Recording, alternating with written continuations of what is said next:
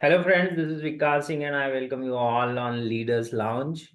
Today, we have an inspirational founder of ours, and that he's Kamal Mewada, and he is the founder of Umbrella Protections. And I would say that he's somebody who has struggled a lot in the initial stages because of the COVID things and all, and then he could bring his company out from entire problem, and today his company is standing as a strong company, and he's running a good team, having a turnover of close to 500,000, and that is really inspiring. So I want all of you to listen. ये podcast मोटा मोटा हम लोग English podcast बनाए हैं because I want it to be a corporate language of India और भारत भारत में आधी इंग्लिश आधी हिंदी कॉर्पोरेट वर्ल्ड में बोली जाती है, तो ये पॉडकास्ट उसी के आसपास डिजाइंड है.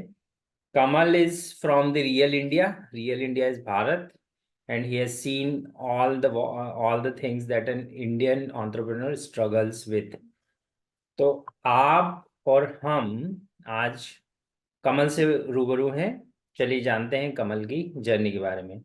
कमल, पहला क्वेश्चन तो ये है कि तुम एक हाई फाई टेक स्कूल से पढ़े हुए इंजीनियर हो, अच्छी खासी नौकरी मिल गई थी, जॉब अच्छा चल रहा था, और बहुत छोटी सी उम्र में ये तय कर लिया कि नहीं बस अब इतनी सैलरी. कितनी सैलरी मिलती थी तुमको, किस कंपनी में थे? सर मैं जब छोटा तब जेड टाटा में था।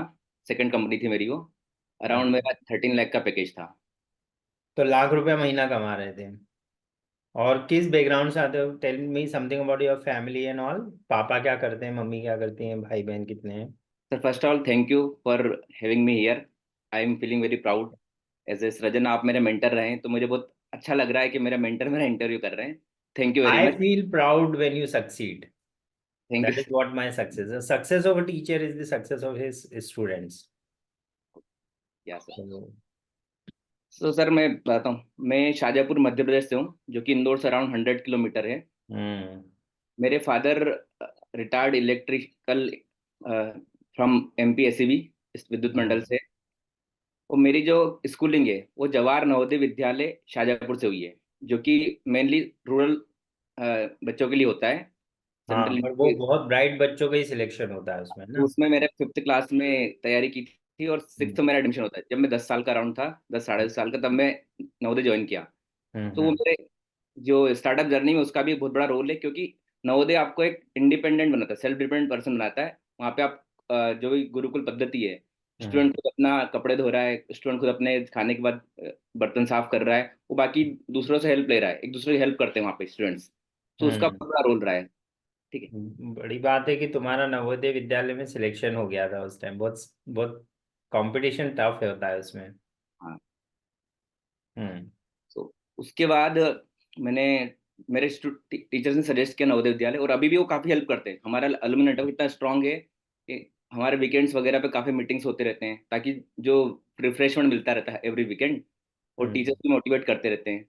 Very nice. उसके बाद मैंने सर ने सजेस्ट किया कि आप आईआईटी वगैरह कोचिंग करो, आप अच्छा पढ़ते हो, कि स्कूल टॉपर था मैं वहाँ पे नवोदय में। सो अच्छा, मैंने नवोदय में भी टॉपर थे? टॉपर था, स्कूल टॉपर था वहाँ पे मैं। तो तो नवोदय मैंने में तुम्हारा जब नवोदय में कितने 6th to 10th तक पढ़े? हाँ 6th to 10th पढ़ा। तो 10th तुम्हारा कितने परसेंट पे था? मेरा 88% था। Very nice. कंटिन्यू. उसके बाद सर ने सजेस्ट किया कि आप आईआईटी की तैयारी करो। हम्म. अच्छा। हम्म. मैंने यहाँ पे गुप्ता एटोल ज्वाइन किया इंदौर में। हम्म. उनमें भी एक संदीप गुप्ता सर है, जो हम्म. हंड्रेड अभी मेरे टच में, वो भी एक तरह से मेंटर है, क्योंकि मैं हम्म. वहाँ भी टॉप बैच का स्टूडेंट रहा करता था। अच्छा. और फिर मेरा आईआईटी सिलेक्शन हुआ, और ओके. साथ उस टाइम पे एआई ट्रिपल एग्जाम भी हुआ करती थी, तो मेरा एआई ट्रिपल में सिलेक्शन हो गया। लेकिन ओके. आईआईटी मुझे कंप्यूटर साइंस ब्रांच नहीं मिल रही थी, क्योंकि मेरा शुरू से मन था कि मैं एक सॉफ्टवेयर इंजीनियर बनूं। हम्म. तो मैंने फिर एनआईटी त्रिची तमिलनाडु ज्वाइन किया। आईआईटी में हो गया था तुम्हारा? आईआईटी हो गया था। कहाँ पे हुआ था आईआईटी में? आईआईटी खड़गपुर हो रहा था। खड़गपुर हो रहा था. और इलेक्ट्रिकल्स इलेक्ट्रॉनिक दे रहे होंगे वो लोग? नहीं नहीं, नीचे दे रहे थे इंस्ट्रूमेंटेशन जैसे प्रोडक्शन ब्रांचेस। अच्छा. अच्छा.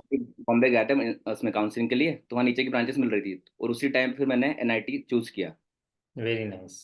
Good decision. It is very important not to compromise when it comes to, ये बहुत इंपॉर्टेंट मूव है। It shows your decision making ability. कि कई बार क्या होता है, हम कॉलेज के चक्कर में ब्रांच ही बदल लेते हैं, विच हाँ, शुड नॉट हैपन। ब्रांच तो सही होनी चाहिए, जो हमारा इंटरेस्ट नहीं है उसमें अगर आप चले गए क्योंकि आपका आईआईटी में हो रहा है, वो गलत हो जाता है। Yes, continue. फिर कॉलेज से मेरा प्लेसमेंट हुआ SAP labs, hmm one of the biggest company manufacturing में, ईआरपीस में। सो वहाँ हम्म। से बेंगलोर ज्वाइन किया मैंने जस्ट आफ्टर कॉलेज। अच्छा, सेब का प्रोडक्शन से डेवलपमेंट सेंटर है बेंगलोर में? हाँ, वाइट फील्ड में बेंगलोर में उनका डेवलपमेंट सेंटर है। ओके। तो वहाँ मैंने ज्वाइन किया 2012 में। तो 3 साल तो ऐसे ही निकल गए, मतलब safe work culture number 1 company है, तो बहुत। और हम्म वहाँ पे जो फैसिलिटीज है वो बहुत ही ऐसी है कि अगर आप वहाँ जाओगे तो आप कंफर्ट जोन में आ ही जाओगे, कोई भी आएगा तो। इतना अच्छा कल्चर है वहाँ। 3 साल तो पता ही नहीं चले। फिर आफ्टर 4th ईयर जब 3-4 कॉलेजमेट मेरे एनआईटी त्रिची के बोल रहे यार कुछ करना चाहिए, क्योंकि सिलिकॉन वैली बेंगलोर, वहाँ पे 2015-16 में काफी स्टार्टअप बबल आया हुआ था। हर कोई स्टार्टअप हम्म की बात करता था। तो फिर हमको लगा कि हम्म यार सब कुछ कर रहे हैं, कुछ सीनियर्स भी हमारे स्टार्ट किए थे। तो हम्म वहाँ से इंस्पिरेशन मिलना शुरू की कि यार हम भी कुछ कर सकते हैं। हम्म लेकिन क्या था कि हम लगे इतना अच्छा जॉब चल रहा है, सब कुछ बढ़िया चल रहा है, क्यों करना है। ठीक है। हम्म और कॉन्फिडेंस भी नहीं आ रहा था, क्योंकि थोड़ा उसमें क्या था कि सैप में हम काम कर रहे हैं, तो वहाँ पे बड़ी कंपनीज क्या करती है, आपको मॉड्यूल्स पे काम कराती है, फ्रंट एंड दे दिया, बैक एंड दे दिया। और अगर आपको स्टार्टअप करना है और as a tech tech lead बनना है, तो आपको एंड टू एंड आना चाहिए पूरा।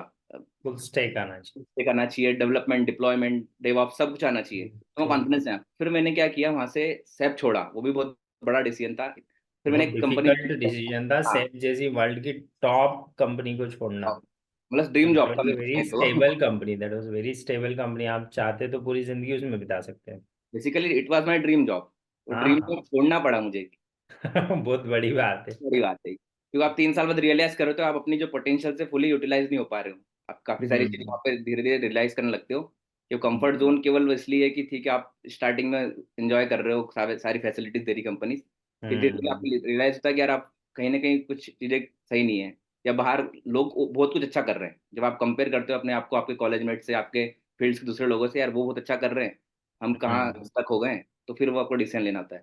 फिर मैंने एक हम्म। स्टार्टअप ज्वाइन किया, वहाँ मुझे पूरा काम मिलता था, मतलब full stack developer, deployment, AWS पे डायरेक्ट काम करना होता था। तो अच्छा, तो तुमने जॉब छोड़ के सैप से स्टार्टअप में स्विच किया? हाँ, अरे स्विच, वाह। लेकिन उस टाइम पे हमने हमारा स्टार्टअप का आइडिया स्टार्ट कर लिया था, क्योंकि हम लोग हम्म ऐप में ही वीकेंड में या बैठ के कैफे में बैठ के आइडियाज वगैरह डिस्कस करते रहते थे। लेकिन क्या हम्म कॉन्फिडेंस नहीं आ पा रहा था कि अगर जॉब छोड़ देंगे चलाएंगे, तो हमने डिसाइड किया कि कहीं स्टार्टअप में काम कर लेते हैं। वो पैरेलली आप जो हमारा प्रोटोटाइपिंग था उस पर काम कर रहे थे हम। जैसे हमारा एक हम्म मॉड्यूल है जीपीएस, तो हम्म डेटाबेस कनेक्टिविटी, जीपीएस को लाइव कनेक्ट करना, सॉकेट सर्वरिंग, अब ये चीजें सीखना भी थी और इसका एक प्रोटोटाइपिंग करना था। तो वो हम पैरेलल हम्म। करते रहे। तो 6 महीना सेप में किया, और 1 साल जहाँ दूसरी जगह काम किया, वहाँ भी अराउंड 1.5 ईयर मैंने विद जॉब कुछ ये काम किया। तो वो कितना पैसा देते थे वो स्टार्टअप? सर ये मेरा जो थर्ड अराउंड 1.25 लाख तक का था। मतलब वो पैकेज तो सेम था? हाँ, पैकेज सेम था। ये अच्छी बात लेकिन वही था, वहाँ पे मुझे जो काम सीखना था वो मिला मुझे, मेरे स्टेक है। वो था कि जो हमें आगे काम करना था, उसी स्टेक में मैंने जॉब स्विच किया ताकि एंड टू एंड हम्म सीख सकूँ। तो ये मेरा था। फिर वहाँ से हमने, मेरा बेंगलोर चैप्टर क्लोज हुआ, हम फिर दिल्ली शिफ्ट हुए, मतलब मेरे हम 3 कॉलेज मेट्स, मेरे एक सीनियर है, बाकी हम 2 फ्रेंड्स, हमने दिल्ली में स्टार्ट किया बिजनेस। हम्म ये जो अभी हम कर रहे हैं अम्ब्रेला प्रोटेक्शन में, लॉजिस्टिक ईआरपी फॉर ट्रांसपोर्टेशन, इसमें हम्म हमने काम शुरू 1-1.5 साल हमने काम किया, तो काफी हद तक हमारा प्रोटोटाइप रेडी था। हमारे जो फर्स्ट क्लाइंट थे, जो हमारे को फाउंडर है, वो हम्म। एमबीए, तो उनके कंसल्टिंग क्लाइंट्स थे जो लॉजिस्टिक में ऑलरेडी थे, तो उन्होंने, हम लोग वहाँ से डायरेक्ट पिच इन किया उनको प्रोडक्ट, उनको ठीक लगा, उन्होंने हमने एक चांस दिया कि आप चलो ठीक है इसको आप इम्प्लीमेंट कीजिए। ओके, तो तुम्हारा जो प्रोटोटाइप था वो तुमने जॉब में रहते रहते बना लिया? जॉब में रहते थे बना देन लिया यू था, implemented with the client directly? Directly implement किया 6 मंथ में। तो जब इम्प्लीमेंट किया तब जॉब पे थे या छोड़ दिए थे? छोड़ दिया था, छोड़ दिया। तो इनिशियल फंड कहाँ से जुटाया, मतलब वो उन्होंने फंडिंग की? नहीं नहीं, फंडिंग नहीं की थी इनिशियली, हमने खुद ने ही, जैसे अराउंड 5-6 ईयर एक्सपीरियंस हो गया था, तो कुछ हम जो एजुकेशन लोन पूरा हो चुका था मेरा, उसमें 2-3 साल की सेविंग थी वो रखी हुई थी। हम्म। हाँ, तो बाकी कितना चिप इन किया तुमने और तुम्हारे फाउंडर ने? तुम्हारे फाउंडर कौन है? को अंकित फाउंडर जैन, मतलब? को फाउंडर अंकित जैन। अच्छा, और अंकित क्या है? बेसिकली? अंकित मतलब भी, क्वालिफिकेशन क्या है वो? टेक्स, तुम सीटीओ हो? हाँ वो अंकित सीईओ है। सीईओ है? CEO। तो वो एमबीए है बेसिकली? वो MBA, हाँ, नरसिम्हा मोहन जी बॉम्बे से उन्होंने MBA किया कॉलेज के अच्छा। बाद। उन्होंने मतलब 2 साल IBM में जॉब किया था, 2-3 साल। तो तुम और अंकित कैसे मिले? हम लोग अलुमिनी मीट होती रहती हर साल हमारी। अच्छा, नवोदय से ही हुए हैं नहीं आप? नहीं, NIT त्रिची, हम कॉलेज में एनआईटी थे। त्रिची हाँ, से? तो अच्छा। NIT त्रिची तो हमारे कॉलेज की जो ईयरली अलुमिनी मीट्स होती है, उसमें हम्म। यूजुअली सारे आते हैं। तो हम हम्म। डिस्कस किए कि इसमें लॉजिस्टिक में चल रहा था, हम वहाँ मिले। उसके बाद फिर SLP में हम लोग मतलब मिल तो हम काफी पहले लिए थे, फिर 1.5 साल जो हमने POC किया साथ में किया। ओके। तो अंकित क्या क्या रोल था? अंकित का ये था कि उनको सबसे ज्यादा लॉजिस्टिक इंडस्ट्री का एक्सपोजर है। मतलब मेरा अच्छा। टेक्नोलॉजी एक्सपोजर था कि मैंने SAP में रहकर आपका ERP कैसे बनाते हैं, बिल्डिंग, वो सब चीज़ों पे टेक्नोलॉजिकल पूरा नॉलेज गेन कर लिया। हम्म। का जो कंसल्टिंग बैकग्राउंड था MBA के बाद, तो वो मैक्सिमम लॉजिस्टिक्स, लॉजिस्टिक हाँ में, हाँ। फ्रेट फॉरवर्डिंग, लॉजिस्टिक, ICD, इनमें एक्सपीरियंस रहा है। तो वहां से हम्म। उनको नॉलेज था। और एक जो प्रोडक्ट को कैसे कमर्शलाइज कर सकते थे, तो उनका ये पूरा आइडिया था। फिर वेरी नाइस। हमने स्टार्ट किया यहाँ पे। तो तुम दोनों ने, did you put fund into the company? हाँ, इनिशियली कुछ फंड किया, लेकिन 6 मंथ ही हमको एक सीड फंडिंग मिल गई थी जब हम POC किया। हाँ हाँ। तो पहले 6 महीने में ही सीड फंड आ गया था हाँ, कंपनी में? 6 मंथ में सीड फंड आ गया था। कितना सीड फंड उठाया था, और किसी प्राइवेट इन्वेस्टर से उठाया था? नहीं नहीं, जिस कंपनी के लिए हम POC कर रहे थे उन्हीं ने ही हमें सीड फंड दिया कि आप इसको अच्छा। उस लेवल पे लेके जाइए, क्योंकि जो इनिशियली बनाया था बहुत ही रॉ था, कि केवल रॉ वेरी डॉट। नाइस। तो इट हाँ, was a strategic investor? Strategy investor. कितना उन्होंने सीड फंड दिया? 40 लाख अराउंड। 40 लाख रुपए तुमको मिल गए, और 6 महीने बाद मिले, बट वो 6 महीने अपना सर्वाइवल किया। हाँ, very nice, it was. Salary देना नहीं पड़ती, क्योंकि हम लोग खुद ही कर रहे थे, देर वॉज नो एम्प्लॉई। हम्म। तो सर्वाइवल ये था कि जो काम कर रहे हैं क्लाइंट को खुद इम्प्लीमेंट कर रहे हैं, हम्म। डेवलप कर रहे हैं। तो कितना डाइल्यूट करना पड़ा है उस पर्टिकुलर टाइम में? सर, इसको हमने फिर बाद में एज ए लोन ले लिया था। पहले अच्छा। स्टार्टिंग में फॉर्मेशन भी नहीं हुआ था कंपनी का, कुछ था नहीं, तो हम्म। हमने जब रजिस्टर किया तो उनको वापस पूरा 3 साल की सर्विस भी फ्री दी, क्योंकि जिस जो हमने प्रोडक्ट बनाया था वो उन्हीं के लिए हम्म। बनाया था। तो वो एक हम्म। कॉन्ट्रेक्चुअल था कि आपको अगले 3-4 ईयर्स के लिए फ्री ऑफ कॉस्ट सर्विस मिल जाएगी। तो ये सब उन्होंने सर्व करके दिया। अच्छा, ये बहुत स्मार्ट मूव करा तुम दोनों ने, है ना? मतलब दिस वाज वेरी इंटरेस्टिंग। ना इक्विटी डाइल्यूट करनी पड़ी, स्ट्रेटेजिक इन्वेस्टर भी आ गया, और वो बाद में उसने पैसा वापस भी ले लिया। हाँ, क्योंकि तो उनको you service. Revert, you have given him the money back? हाँ, नहीं मनी बैक नहीं, हमने उनको चार्ज नहीं किया ना, जो प्रोडक्ट हमने अच्छा। दिया वो हमारे क्लाइंट ही बन के, एक तरह से उनको उन्होंने हमको एडवांस दे दिया कि आप एडवांस को तुमने, एडवांस। बहुत ब्रिलियंट मूव था। किसके दिमाग की उपज थी ये? किसने लगाया था दिमाग ये? अंकित सर ने किया था। बहुत, अंकित को अप्रिशिएट करना कि बहुत स्मार्ट मूव था। क्लाइंट के पैसे से बिजनेस खड़ा हो जाए, इससे ब्रिलियंट कुछ नहीं हो सकता। हाँ, बहुत अच्छा था। नेक्स्ट। सबसे ओके। बड़ा स्मार्ट मूव ये था कि हमको इक्विटी डाइल्यूट नहीं करनी पड़ी। हाँ, वही तो, नहीं इक्विटी करके हमको डाइल्यूट नहीं करनी स्टार्टिंग में यही पड़ेगी। था, इनिशियल में यही था कि हम लोग उनके साथ ही जाएंगे, बट देयर वाज चैलेंज, क्योंकि क्या होता है कि अगर हम वो प्रोडक्ट मार्केट कर ही नहीं सकते थे, अगर वो उन्हीं उन्हीं के लिए बनाते हैं, तो कोई मार्केट प्रोडक्ट दूसरा कॉम्पिटिटर खरीदता ही नहीं हमसे। जैसे मान लो आपके लिए हम्म। प्रोडक्ट, अब सेम प्रोडक्ट मैं किसी और को बेचूंगा, अब आप वो हाँ। बिजनेस करते हैं, तो आप वो ये हम्म। बोलते हैं मेरा डाटा शेयर हो जाएगा, तो वो आपसे प्रोडक्ट कभी हम्म। नहीं लेगा। तो इसलिए हम्म। हमने इसको अलग ही रखा, कि इसको हम लोग आपके जैसे और अलग क्लाइंट्स को सेल आउट कर सकते हैं। और उसमें उसने ऑब्जेक्शन नहीं लिया, ले लिया। क्योंकि तुमने उसको जो 1 करोड़ की सर्विस थी वो 40 लाख में दी थी, दैट इज हाउ। हाँ हाँ, वेरी नाइस। और वो पूरा ओके। उनके अकॉर्डिंग बना, मतलब कस्टमाइजेशन जो थे SAP लेवल का कस्टमाइजेशन, जैसे SAP से मैं आया था तो काफ़ी चीज़ें मतलब मेरे माइंड में थी जो उस तरह की है। इवन जो आज जो इंडस्ट्री हमने चूज़ की है, लॉजिस्टिक ERPs, इंडिया में अभी भी कोई प्लेयर नहीं बड़ा, आपको मिलेगा नहीं, आप सर्च कर लो कहीं पे, कोई बड़ा, किसी कंपनी का बड़ा सॉफ्टवेयर नहीं है इसमें, end to end software, fully integrate. अच्छा। क्योंकि काफ़ी हाईली अनऑर्गेनाइज इंडस्ट्री है लॉजिस्टिक अभी भी इंडिया में। काफ़ी लोग कैश में ही काम कर रहे हैं, उनको चाहिए ही नहीं कि चीज़ें ढंग ढंग से जाए। और दूसरा क्या है कि काफ़ी इलिटरेसी भी है, मतलब जो ड्राइवर है वो भी अधिकतर लोग ज़्यादा कुछ पढ़े लिखे नहीं होते हैं, उनके ऊपर जो मैनेजर्स होते हैं उनको मैनेज करने वाली भी मैन पावर। तो इस वजह से भी काफ़ी ज़्यादा पिछड़ा सेक्टर है इंडिया में। हाँ, तो तुमने बहुत स्मार्टली सही इंडस्ट्री चूज कर ली, है ना? In a way blue ocean strategy was working, हाँ। वेरी लेकिन nice. Very nice. So how did you hire, like पहले तुम्हारे को क्लाइंट का प्रॉब्लम खत्म हो गया हम्म है ना, पैसे का प्रॉब्लम था ही नहीं बिकॉज क्लाइंट का ही एडवांस था सारा सब कुछ. हम्म तो हायरिंग कैसे शुरू करी, कहाँ से शुरू करी? फर्स्ट फ्यू, इस आईटी इंडस्ट्री में एक बहुत बड़ा चैलेंज सही रिसोर्सेज को हायर करके होल्ड करना भी, रिटेन करना भी है. हम्म तो इनिशियल तुम्हारे बाद कितने लोग हायर करे, who are your first employees? एक मेरा फ्रेंड ही है, इंदौर से ही है। अच्छा. तो उसको मैंने बुलाया कि आप आ जाओ तुरंत। वो यहाँ पे काम करता था एक आईटी कंपनी में। तो मैंने हम्म. उसको बोला आप नोएडा दिल्ली आओ और यहाँ से ज्वाइन करो, तो डायरेक्ट ज्वाइन कर लिया उसने। He knows HTML CSS basic, front web developer था। तो अच्छा, तो उसने, he was your first employee. Yes, very nice. तो तुमने फ्रेंड भी था, बिल्कुल. चाइल्डहुड फ्रेंड भी है। तो सीधे बिना कुछ क्वेश्चन किए उसने ज्वाइन कर लिया। हाँ, उसको उसके हिस्से का पैसा मिल रहा है तो उसने ज्वाइन भी कर लिया. उसको स्टॉक ऑप्शन दिया कुछ कि अभी वो नहीं नहीं, सैलरी पे ही था? सैलरी पे ही था। Okay, very nice. Okay, so what is success in your mind? अभी तक पहला, चलो अपन इसी पे बात करें, हायरिंग एंड इक्विटी पे. तो अभी तक तुमने कोई बड़ा डेट लेने की जरूरत पड़ी या बड़ा इक्विटी डाइल्यूशन करने की जरूरत पड़ी? नहीं नहीं, हाँ, क्योंकि तुम्हारा मॉडल ही सेल्फ सस्टेनेबल बनाया है. लोन्स हम लेते रहते हैं बैंक से, क्योंकि हम जब भी कोई हाँ नया वो. क्लाइंट एक्वायर करते हैं तो हमको 12-15 लाख मिनिमम लगते हैं। तो उस हिसाब हम्म. से हम लोन ले लेते हैं क्लाइंट वाइज। हम्म. तो बहुत ज्यादा डेट तो नहीं है अभी कंपनी नहीं, में? एंड कंपनी कंपनी फ्री हो इज. गई है अभी। इस साल तो डेट फ्री है हमारी तो पूरी। Very nice. तो कितने एम्प्लॉयज की कंपनी हो गई है अब? कितने एम्प्लॉयज की? कितने एम्प्लॉयज की टीम हो गई है तुम्हारे पास? अभी हमारे डेवलपमेंट मतलब ओवरऑल 60 एम्प्लॉयज है हमारे पास। 60 एम्प्लॉयज? मतलब बिग 60 डील. 20 हमारे सॉफ्टवेयर इंजीनियर है, 40 हम्म. हमारे बिजनेस को चलाने के लिए हमने है। जैसे अब जैसे अच्छा. हमारा ERP होता है तो क्लाइंट लोकेशन पे उसको इम्प्लीमेंट करने के लिए इम्प्लीमेंट टीम की जरूरत पड़ती है। फिर अब जैसे GPS हार्डवेयर होता है तो उसको हम्म. इंस्टॉलेशन करने के लिए एक ग्राउंड लेवल पर टीम जरूरत पड़ती है जो उस हार्डवेयर को ट्रक्स में इंस्टॉल करती है।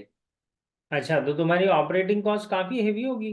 कितनी है अभी, मतलब that?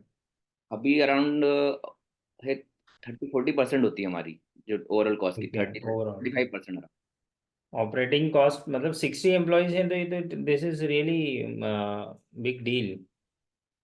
Okay, so tell me, like what is success in your opinion for a startup founder? Success, सबसे बड़ी बात तो जो आपने सोचा है वो हम्म. आप उसको प्रोडक्टाइज कर पाए हम्म. और उसका कहीं ना कहीं यूटिलाइजेशन हो।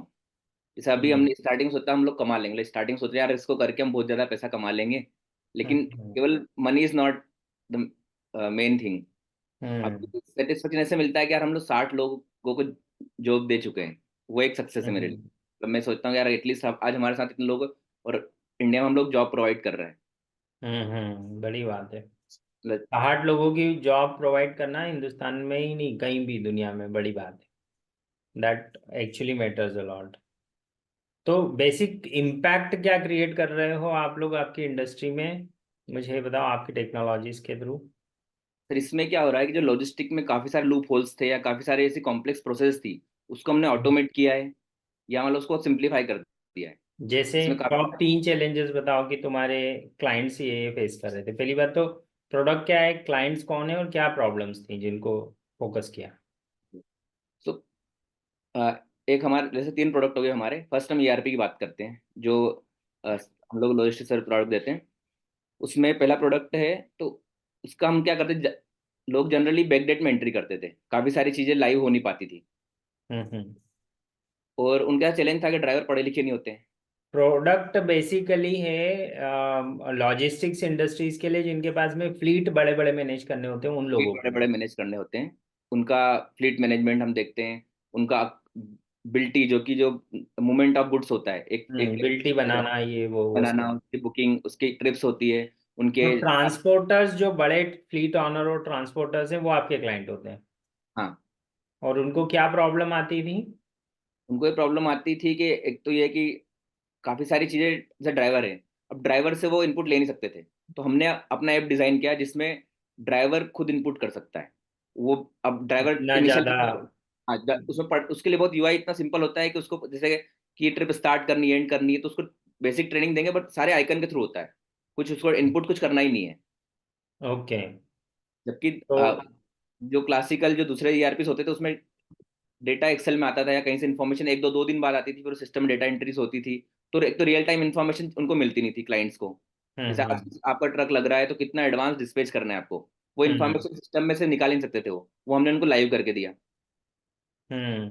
तो बेसिकली जो चैलेंज आता था कि ड्राइवर्स के लेक ऑफ एजुकेशन की वजह से, लिटरेसी की वजह से, उसको ओवरकम किया है। और क्या, दूसरा उनको प्लानिंग नहीं मिल पाती स्लीट की, अगर मेरी कल आज व्हीकल इंदौर में कितने आने वाले हैं, अराइवल कितनों का है, नेक्स्ट डे मुझे कितने लोडिंग के लिए वहाँ भेजने हैं, तो उसके लिए हम लोग हार्डवेयर जीपीएस लगाते हैं, तो हमारे लाइव मोमेंट्स हम लोग जो फ्रेंड्स को डिटेक्ट करते हैं कि नेक्स्ट इतने घंटे में आपकी इतनी गाड़ी यहाँ पे अवेलेबल हो सकती है, और उसके थ्रू हम्म। आप ऑटोमेटिकली आप जो पुराना डाटा है हम उससे फॉरकास्ट कर सकते हैं, आपकी यहाँ इनकी लोडिंग डिस्पैच कर सकते हैं।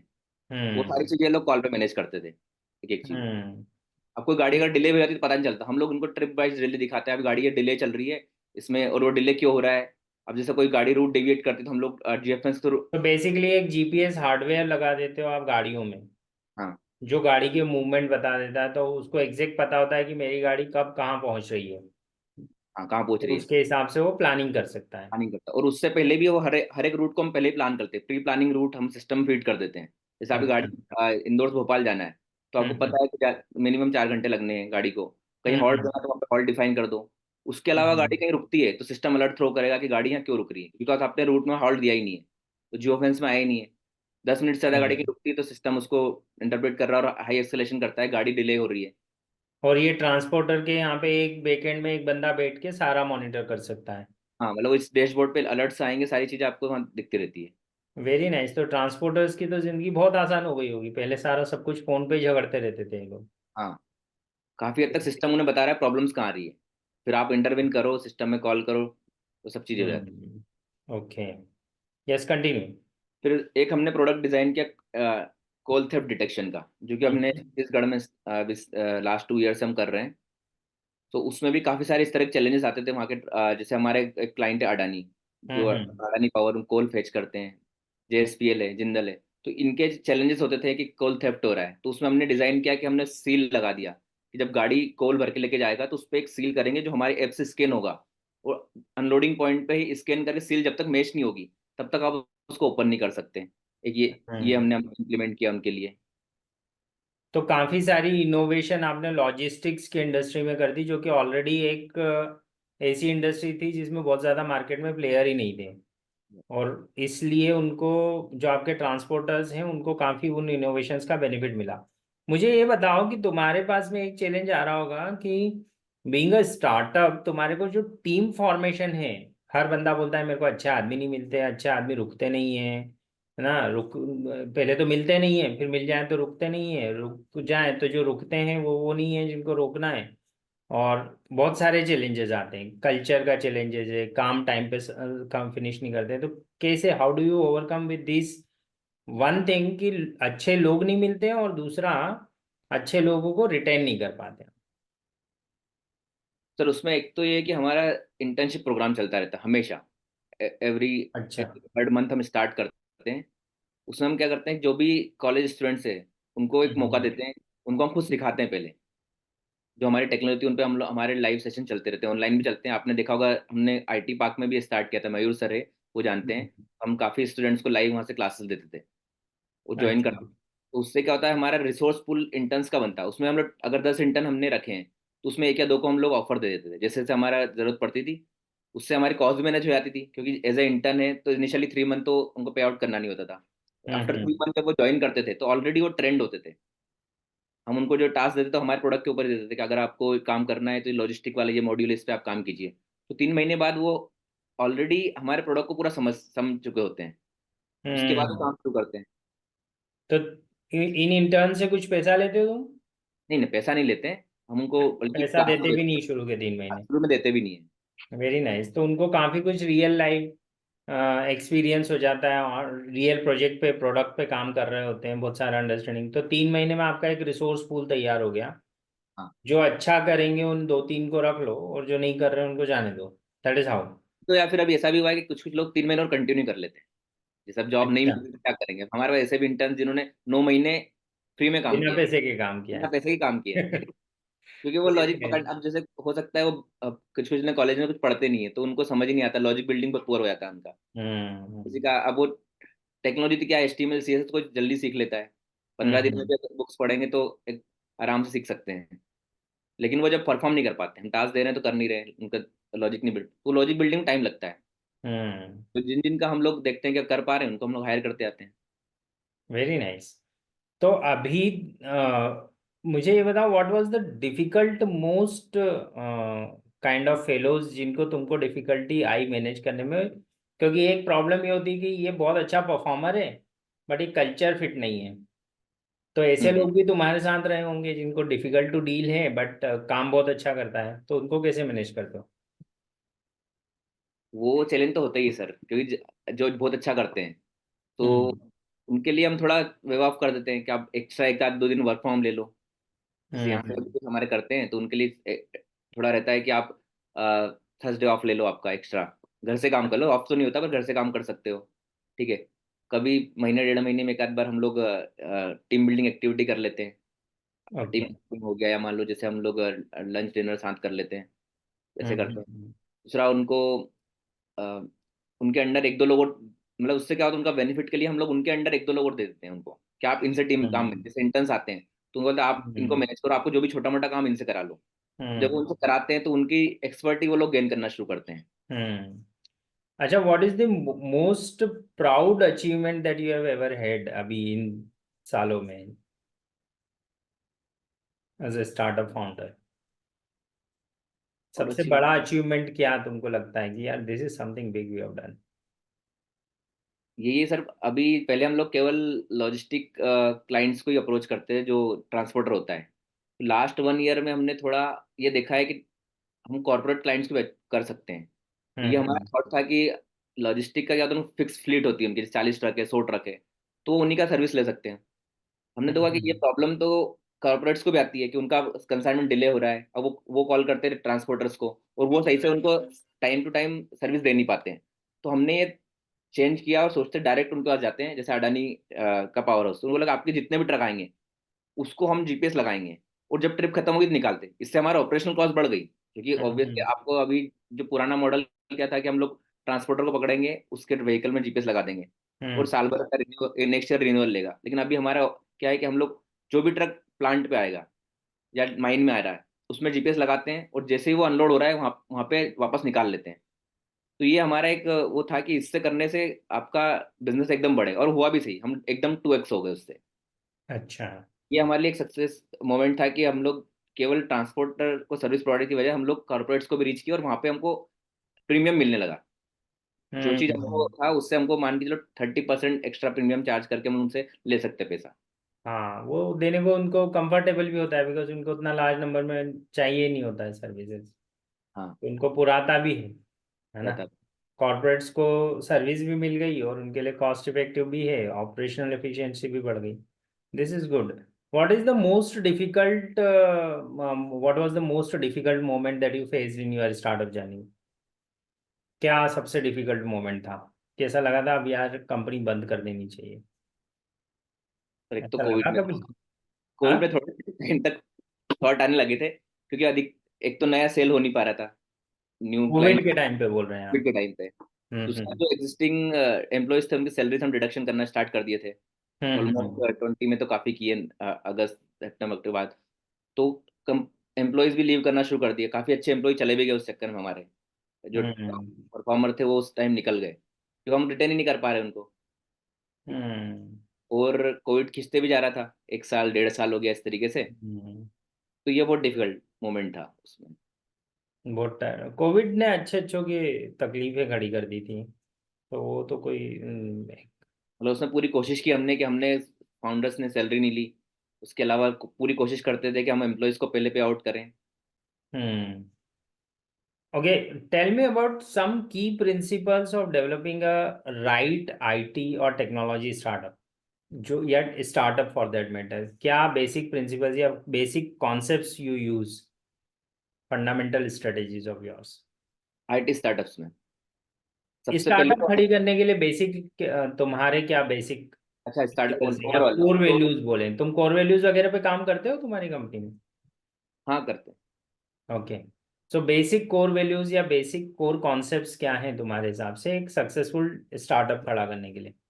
जैसे सबसे पहले तो आई थिंक टीम होना चाहिए अच्छी, हम्म। और आपस में को फाउंडर्स जो होते हैं उनमें ट्यूनिंग अच्छी होना चाहिए, और बैलेंस टीम होना चाहिए। जैसे मैं काफ़ी जानता हूँ कॉलेज में कुछ लोगों की स्टार्टअप शुरू में अच्छी चली, बाद में तो बैलेंस नहीं था उनमें टीम में। बैलेंस मीन कि आपका जो बंदा मार्केटिंग सेल्स भी समझता हो, कोई हो जो टेक्नोलॉजी समझे, कोई ऐसा हो जो अकाउंट्स और इस तरह से सारी फील्ड्स अगर समझे, तो बैलेंस होना हम्म। चाहिए।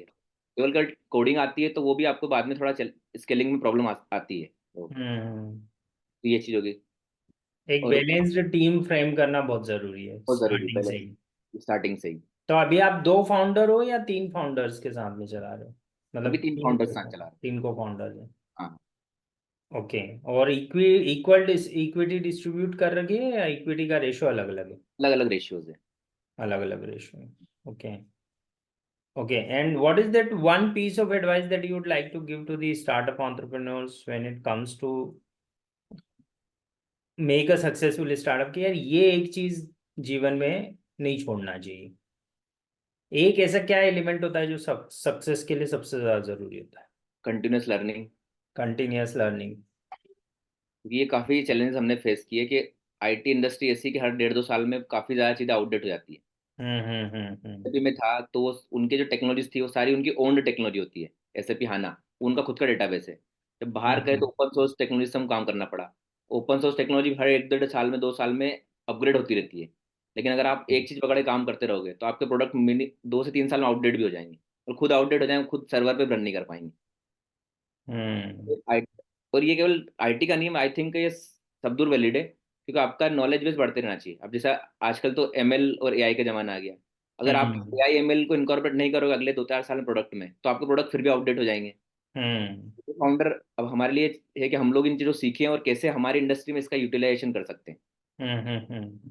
ताकि आप मार्केट अप टू डेट रहे। मतलब आपका क्लाइंट है, उसको पता है कि मार्केट में नई चीज़ आई है, और अगर आप उसको पहले ले जाके दे रहे हो तो आपको एक एज मिलेगी। या फिर आप आपके कॉम्पिटिटर चेस करते रहोगे, या अगर वो पहले हम्म। बना के ले गया तो वो आगे बढ़ गया और फिर आप चेस कर रहे हो उनको, या आप एडवांटेज लेना है तो आप उन चीज़ों को कंटिन्यूस लर्निंग के थ्रू आप जितनी जल्दी हो सके उनको अपने प्रोडक्ट में लेके आओ। वो इनोवेशन वाली बात जो speed of innovation Elon Musk बोलते रहते हैं, है ना, हाँ। That it is speed of innovation that matters. That yes. Is very true. अच्छा, मुझे ये बताओ, do you have any ideal entrepreneur कि यार इसके जैसा, इसको देख के मैं बहुत कुछ सीखता हूँ या मेरे से कनेक्ट होता है, ऐसा कोई एंटरप्रेन्योर है इंडस्ट्री में या इंडस्ट्री के बाहर तुम्हारी? वैसे तो काफ़ी सारे हैं मतलब क्योंकि जब मैं बेंगलोर में था तो उनको देख देख के ही मैंने स्टार्ट किया है। अच्छा, एक आध किसी का, if you want to name somebody? एक सर हरीश रामोराव सर है, ठीक है। मतलब अभी तो अच्छा। उन्होंने वो सैप में थे, फिर उन्होंने अपना एक बिजनेस शुरू किया, उसमें उन्होंने काफ़ी अच्छा किया, तो वो हो गए। फिर हमारे एक जेड डाटा के जो को फाउंडर है, जिन्होंने ज्वाइन किया था जेड डाटा, सेकंड कंपनी जो मेरी थी, वो भी हम्म। काफ़ी एडमायरिंग है उनका बिजनेस भी, और काफ़ी अच्छा चला उनका काम। मतलब यूएस से अपना जॉब छोड़ के आना और फिर यहाँ स्टार्ट करना, 4-5 साल में उस लेवल तक जाना बहुत बड़ी बात थी। हम्म। तो जेड टाटा के फाउंडर का क्या नाम है? मुरली को फाउंडर? उनका सर मेन तो सर क्या नाम है, एक तो हाँ, साउथ इंडियन नेम है ऐसा? हाँ, वो ह- एक तो हरीश सर है, और दूसरे जो जो मेन दूसरे हैं, देखो नाम भूल रहा हम्म। हूँ। मैं आपको पिंक करता हूँ जस्ट उसके बाद। अच्छा, नहीं नहीं, कोई प्रॉब्लम नहीं, साउथ इंडियंस तो नेम्स। वो कभी मिलते बहुत कम थे, लेकिन हाँ वो जब आते थे तो लगता है कि हाँ ये इन्होंने कुछ अचीव किया है, इनको देख के हम कर सकते Very nice. So, what is that one piece of advice that you would like to give to the entrepreneurs who want to start a startup in technology, or who want to start a startup rather? तुमको ऐसा क्या लगता है कि एक entrepreneur को ये चीजें ध्यान रखनी चाहिए, एक दो या तीन चीजें, अगर सक्सेसफुल होना है तो? हैं। सर एक तो ये है कि सेल्फ मोटिवेटेड रहे। जैसे कि स्टार्टअप शुरू में लोग सोच लेते हैं, लेकिन बाद हम्म। में क्या, एक सेल्फ मोटिवेशन बहुत जरूरी है। नहीं तो क्या होता है कि हम्म। बीच में लोग बोर होने लगते हैं और फिर या तो छोड़ जाते हैं। ठीक है, एक फर्स्ट तो मैंने बताया कि अच्छे को फाउंडर होना चाहिए, अच्छी टीम बिल्डिंग। तो वो तो ऑलमोस्ट हो जाती, लोग जनरली फ्रेंड्स से शुरुआत करते हैं, लेकिन एक हम्म। मोटिवेटेड रहे हमेशा वो, एनर्जी लेवल सेल्फ हमेशा लो होना चाहिए। Motivation is very self motivation essential. बहुत जरूरी है, बहुत और जरूरी। एनर्जी लेवल हाई होना चाहिए। हाँ, हाई लेवल ऑफ एनर्जी। नहीं तो ओवर द टाइम क्या होगा, वो लोग बोर होते हैं, फिर वो अपने जो मेन गोल है उससे डेविएट होने लगते हैं कि तो यार। कितने घंटे इनिशियल ईयर में, फर्स्ट ईयर में काम करना पड़ा था जब जॉब छोड़ी थी, पहले 6 महीने रादर? कितने घंटे पर आवर करते थे तुम लोग दोनों काम, ये 12-13 करके? घंटे करीबन। 10-12 घंटे रेगुलर था। तो that has to be there कि शुरुआत में you have to slog yourself out a lot, right? Yes. काफी मेहनत करनी पड़ती है शुरुआती सालों में। मतलब ऐसी ऐसी चीजें, मतलब कि जो जैसे मान लो मैं था त्रिची में पढ़ा, वहाँ इंग्लिश चलती थी। हम्म। बाद में बेंगलोर भी वाइट फील्ड में काम किया, वहाँ भी इंग्लिश में। अभी ये हालत है कि साइड इफेक्ट हो गया कि हम लोग ड्राइवर से इलिटरेट लोग हैं, मिल मिल के ऐसा हो गया कि हमें इंग्लिश बोलने में दिक्कत आने लगी है। हम्म। क्योंकि हाँ। आपका हरियाणा में गए हम लोग, जब फर्स्ट पीओसी किया था हमने, गुड़गांव में किया, हरियाणा में किया, तो हम हरियाणवी बोल रहे हैं। हम्म। नोएडा साइड जाते थे तो यूपी की भाषा हो जाती थी। तो उस तरह की चीजें हमने की वहाँ पे, लेकिन मजा भी आता था उसको करने में। उसका अपना एक मजा भी है। And how about your wife's struggle? तुम्हारी वाइफ परेशान तो नहीं हुई इस ड्यूरेशन? कितने साल हो गए तुम्हारी शादी को? और 6 साल हो गए हैं करीबन। तो शुरुआत मतलब शादी पहले हो गई थी और तुमने अम्ब्रेला नहीं नहीं, प्रोडक्शन बाद में शुरू किया?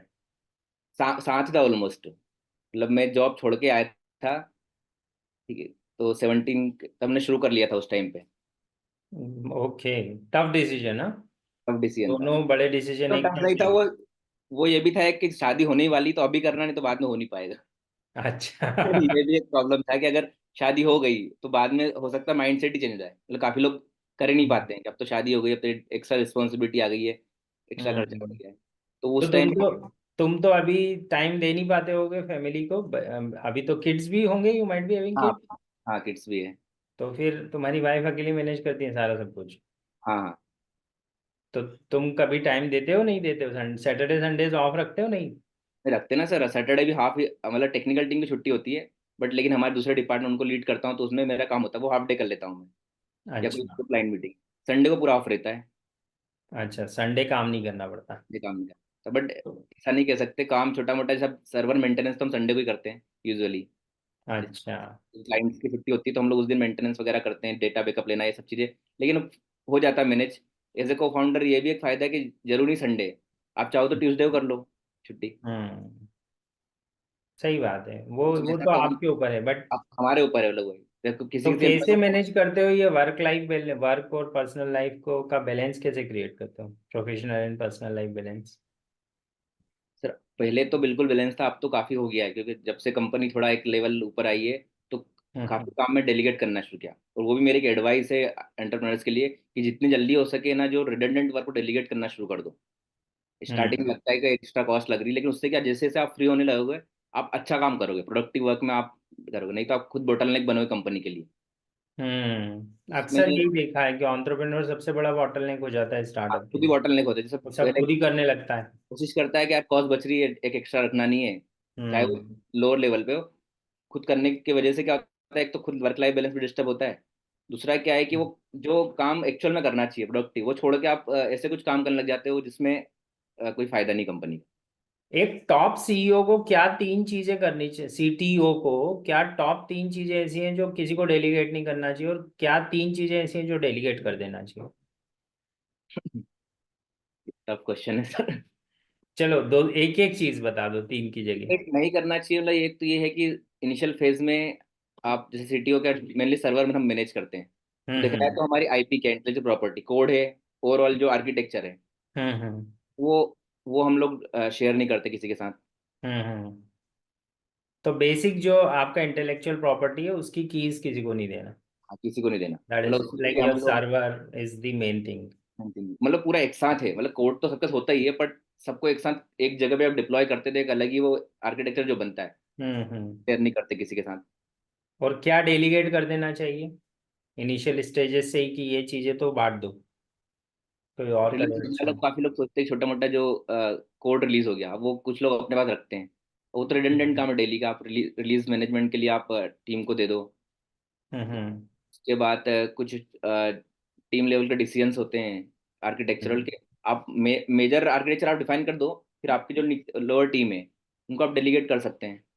मतलब थोड़ा ट्रस्ट करना पड़ेगा आपको, फिर आप रिव्यू करो। ये है कि आप डेलीगेट करना और रिव्यू करना बहुत जरूरी है। कभी कभी क्या होता है, फिर ब्लंडर हो जाते हैं, आपने रिव्यू नहीं किया, वो चीज़ें गलत बन गई और उसमें टाइम और भी फिर वेस्ट। उसमें टाइम वेस्ट होता है, टाइम और पैसा दोनों। अच्छा, फाउंडर्स के को फाउंडर्स के डिस्प्यूट को तुम लोग कैसे मैनेज करते हो? जैसे मान लो एक डिसीजन लेना है जिसमें एक व्यक्ति अलग जा रहा है, दूसरा अलग जा रहा है, तीसरा अलग जा रहा है, तब क्या करते हो? ऐसा तो सर रेयरली होता है, मतलब डिस्प्यूट वगैरह कुछ होता नहीं है। बट अच्छा, अगर, डिस्प्यूट ही नहीं होते हैं? हाँ सच कोई डिस्प्यूट नहीं होता, हम लोग मिलके, क्योंकि हमने कई बार ऐसा होता क्लाइंट है होगा वो। ना कि इस थॉट पे तुम अलग सोच रहे हो और अंकित अलग सोच रहे हैं। तीसरे को फाउंडर कौन है तुम्हारे? तीसरा को फाउंडर हर्ष है हमारा।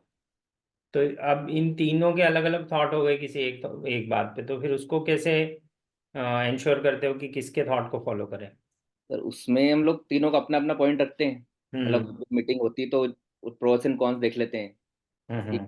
संकेत वो कमर्शियली बात करते हैं कि ठीक है इसमें इतना प्रॉफिट एंड लॉस होगा। मैं बात हम्म। करता है इसमें इतना इन्वेस्टमेंट लग जाएगा टेक्नोलॉजिकल डेवलप करने में, या जो भी मेरा एंगल टेक्निकल होता है। हम्म। हर्ष का होता है ऑपरेशनली, कि यार इसको ऑपरेशनली यहाँ पे मैनेज कर पाएंगे नहीं कर पाएंगे, ये चैलेंज आ सकता है। तो सब चीज़ें सोचते हैं और फिर लगता है कि ये वायबल है तो हम लोग मिलके कर लेते हैं। तो दूसरा क्या है कि अब हमारे यहाँ गैप भी है कि अंकित मेरा सीनियर है, तो थोड़ा सीनियरिटी की वजह से तो हम उसको बेनिफिट बेनिफिट है। नहीं होते। उसको बेनिफिट है, वो अपनी बात मनवा लेता होगा, एंड बना लेता है। ही इज सीईओ, तो he knows how to get things done. है हाँ। ना, वो स्मार्टली करवा ही लेता होगा चीजें। हम्म। This is really good that you have good entrepreneurs team, like together you are working well. तो अभी कितना टर्नओवर हो गया तुम्हारी कंपनी का पिछले 3 4 5 सालों में? सर हमारा 19 में करीबन 80 लाख था। 20 में 80 लाख का टर्नओवर था। फिर हम्म। 21 में भी 82 पे ही रहा, ऑलमोस्ट सेम ही था। जब जब सेम क्लाइंट थे उन्हीं से हम रेवेन्यू करते, थोड़ा बहुत हमने एक्स्ट्रा किया, ठीक है। फिर 22 में 1.2 CR हो गया था। हम्म। 23 में हमने 2.5 CR क्लोज किया था लास्ट ईयर। हम्म। अभी करंट हमारा चल रहा है, रिसेंट दिसंबर क्लोजिंग का जो फिगर है जनवरी तक का 4 CR तक का है। 4.2 CR है। तो इस अभी साल तक स्कोर कर लिया पाँच, मतलब? हाँ पाँच 5 क्लोज टच करेंगे, करोगे? 5 का टच कर जाएंगे। मतलब 5 तो प्रैक्टिकल फिगर है, लेकिन अगर हम लोग कुछ अभी इस नेक्स्ट मंथ एक दो अच्छे बिग क्लाइंट को रीच आउट करते तो हो सकता है 5.5 तक भी हो जाए। वेरी नाइस, 5 करोड़ की कंपनी बना ली, मतलब इट्स गुड। और ये 19 से अभी तक कि 17 से? 17 18 19? हाँ 18 19 है ना, 18 से शुरू किया। 3 से शुरू किया। हाँ। तो 18 to 24, मतलब ऑलमोस्ट 6 इयर्स में तुम 6 करोड़ के आसपास आ गए, हर साल 1 करोड़ का गेन हो रहा है, विच हाँ। Is good. वो गुड। कोविड में थोड़ा डेंट लगा, नहीं तो कोविड के टाइम से हो सकता है हम लोग, क्यों हर साल अभी हम लोग लास्ट 3 ईयर्स डबल हो रहे अब तो प्रोडक्ट मार्केट में है, लाइव है, अब हैं। तो लाइव है लाइन्स। सारा खेल बिजनेस डेवलपमेंट पे चला जाएगा, और बाकी तो तुम बैठे ही हो बैकएंड रिसर्च में। हम्म। तो जो बकेट लिस्ट बना रखी होगी तुमने, उस पे काम कर ही रहे हो, नए फीचर्स नए फंक्शनैलिटीज पे, है ना? Yes. This is good. It was nice to talk to you, है ना, Kamal, and I am really happy to see you growing. एक लास्ट बात बताओ कि तुम्हारे को वहाँ सृजन में बैठने का क्या क्या बेनिफिट हुए? इसके बाद विल बी क्लोजिंग। एक तो ये है कि आपका मेंटरशिप मिला, काफी सारा सपोर्ट मिला आपके साथ। नहीं, मेरे अलावा क्या बेनिफिट हुए? कहा था कि सृजन जैसे IT पार्क है, काफी लेविस प्रॉपर्टी है। हम्म। उससे क्या होता है, कल्चर मिलता है डेवलपर को। ट्रू। मेरा डिसीजन था, नहीं तो मैं वापस दिल्ली जाने वाला था कोविड के बाद, लेकिन हमने सोचा कि एक तो कॉस्ट कटिंग होगी, हम्म। सृजन में कम प्राइस में आपको बेटर कल्चर मिल रहा है, वो कहीं नहीं मिलेगा इंदौर में आपको। हम्म। कॉस्ट में सृजन दे रहा है, और जितनी अच्छी प्रॉपर्टी में, उससे क्या होता है, लोग अट्रैक्ट होते हैं आपके, जो ट्रू। आप एम्प्लॉय रिटेंशन बढ़ जाता है। एम्प्लॉय तो क्या चाहिए, रिटेंशन, अच्छा कल्चर बजट। चाहिए, कंपनी अच्छा दिखे, वो सब चीजें देखते हो, तो वो सब चीजें सृजन मिलती है। बाकी हम्म। जो नोटिफिकेशन गवर्नमेंट स्कीम्स वगैरह आते रहता है, हमको पहले ही पता चल जाता है। हम्म। आपके हमें नोटिफिकेशन दे, जैसा भी आपका उज्जैन में हमारा जो मीट है, उसका मुझे हम्म। पता चल आ गया था, तो मैंने रजिस्टर किया। तो जो 1 मार्च को इन्वेस्टर मीट है वहाँ पे, हम्म। जो बायर सेलर मीटिंग, उसमें रजिस्ट्रेशन हो गया। तो तुम कुछ वो लगा रहे हो कि नहीं वहां पे स्टॉल? सर स्टॉल लगा सकते हैं, मतलब मेरा सेलर में रजिस्ट्रेशन है, हम लगा एक कर बार सकते जाके और वहाँ बात करना, कभी हो जाए MPIDC के ऑफिस में, हैं। हाँ हाँ। तो तुम जाके और ट्राई करो, कभी तुमको एक स्टॉल मिल जाए, या मेरे ख्याल से वहाँ पे Rajesh Rathore sir is the one person who can help you out. उनसे ठीक है, बात मैं करना। कनेक्ट करता हूँ आपसे, उनसे बात कर लेता हूँ एक बार। हाँ, ईडी हैं और उनके अंडर में सारा सब कुछ हो रहा है वो। हम्म। तो एक स्टार्टअप के नाते तुम्हारे को वो सपोर्ट करेंगे और तुम तो उनकी ही स्टार्टअप हो। You have got the benefits of सृजन, और वो सृजन के हेड थे। He was running that thing, incubation centre उनके ही अंडर आता था। भले ही हम लोग हेल्प कर रहे थे, but he was somebody who was ED of MPIDC अभी तक। आज ही उनका ट्रांसफर वगैरह का कुछ सुनने में आ रहा है। But otherwise he is very helping. वो बहुत मदद करेंगे। चले जाना, बात कर लेना उनसे। इन केस मेरी ज़रूरत पड़े तो I put you to him, है ना। कुछ भी हेल्प लगे तो बताना, ठीक है। ठीक है sir. It was pleasure to talk to you. मज़ा आया तुमसे बात करके, and I am really happy to see you growing. I hope thank तुम्हारे पेरेंट्स भी उतने ही प्राउड होंगे जितना मैं हूँ, है ना। यू। तुम्हारी ग्रोथ देख के, और नवोदय विद्यालय की टीचर्स को भी उतनी खुशी होगी, एनआईटी के टीचर्स को भी उतनी खुशी होगी। जो करो बड़ा करो, एंड मेक इंडिया प्राउड, है ना। And don't run just after money. Be smart to help others also whenever it comes to that way कि people are asking for your help और समथिंग। Sure sir. ठीक है, चलो, thank you, thanks a lot. Thank you sir. Bye. Bye bye.